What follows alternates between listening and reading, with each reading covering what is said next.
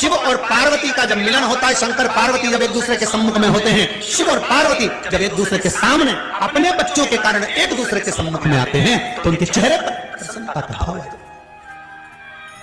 फल, मनवांछित फल की कामना आप जिस कामना के लिए कर रहे हैं, विवाह के लिए, नौकरी के लिए, सर्विस के लिए, व्यापार के लिए, रोग मुक्ति के लिए, आप जिस कामना से कर रहे हैं, बस उस कभी सोमवार का दिन हो, क्योंकि शंकर जी को सोम प्रिय है, हम सोमवार का दिन, चंद्र का वार, शिव को प्रिय। जो व्यक्ति बहुत ज्यादा गरीब हो, बहुत कंगाल हो, लक्ष्मी नहीं आ रही हो, बहुत तकलीफ में हो, कर्जा बहुत ज्यादा हो, उसको कुछ नहीं करना। सोमवार के सोमवार शाम के समय बेलपत्री के पेड़ के नीचे थोड़ी सी शक्कर या गुड़ डालकर एक दिया रखकर घी की बत्ती लगाकर जलाकर जाओ, अपने आप कर्जा चूकना चालू हो जाता है। कर्जा क्यों? माता लक्ष्मी को भगवान शिव ने कहा था, लक्ष्मी तेरा विवाह मैं भगवान नारायण के साथ कर रहा हूं, तो नारायण के चरणों में तो रहेगी। पर एक बात याद रख, माता पार्वती के नयन अश्रु से प्रकट हुए बेलपत्र के नीचे शाम के समय पर तेरा निवास होगा। तो प्रतिदिन शाम के समय पर बेलपत्र के पेड़ के नीचे बैठकर नारायण की आराधना करेगी। जो तेरे नाम का दिया बेलपत्र के पेड़ के नीचे लगाएगा, उसका घर संपदा से भर जाएगा। महाराज शिव महापुराण तो यहां तक कहती है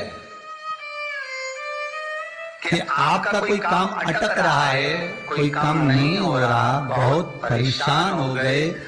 बहुत थक गए, उस काम के लिए सबके हाथ भी जोड़ लिए, सबके पास होकर आ गए, पर वो काम बढ़ ही नहीं रहा, तो निवेदन करते हैं घी के दिए में काली तिल डालकर सोमवार के दिन शंकर जी के मंदिर के सामने तुम रूपा जी का नाम लेकर दिया लगाकर जिस काम को तुमने दुनिया के आगे कहकर देख लिया, कर देख लिया, नहीं हुआ, उस कार्य को एक बार दिया लगाकर निवेदन कर फिर जाकर देखना, काम आगे बढ़कर ही रहेगा, छूटेगा नहीं। अगर कहीं लग जाए आपकी जिंदगी में कि अब मेरा जीवन बहुत नरक सा निकल रहा है, बहुत कष्टमय निकल रहा है, ये बेलपत्री लेना,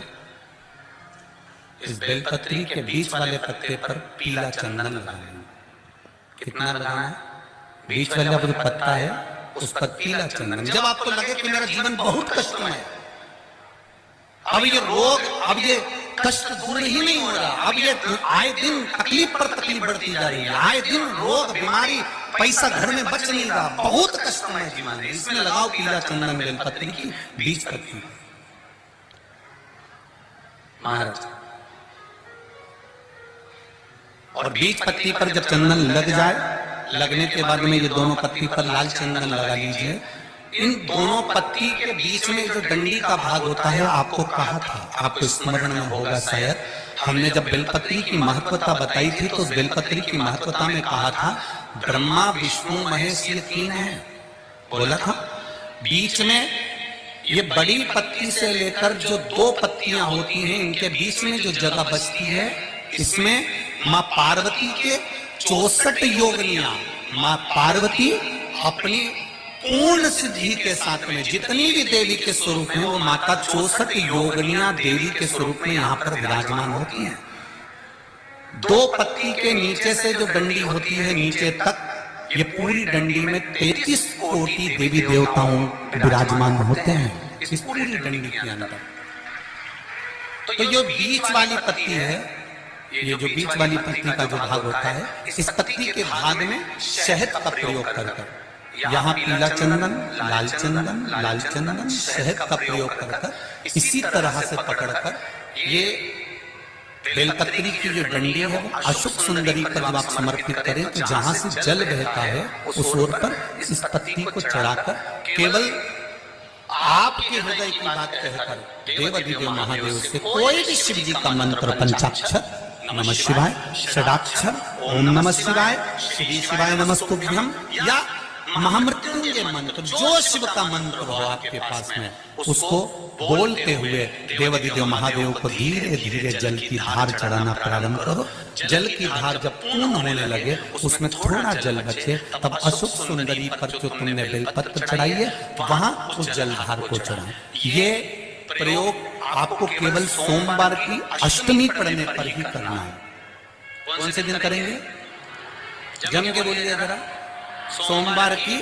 अष्टमी पड़ने पर यह प्रयोग करें और जल चढ़ाकर बाबा से विनती कर कर उसी बेलपत्र को वापस उठाकर कहीं जलाशय में या किसी पेड़ के नीचे विसर्जन कर दें और एक लोटा जल वहां भी चढ़ा दें।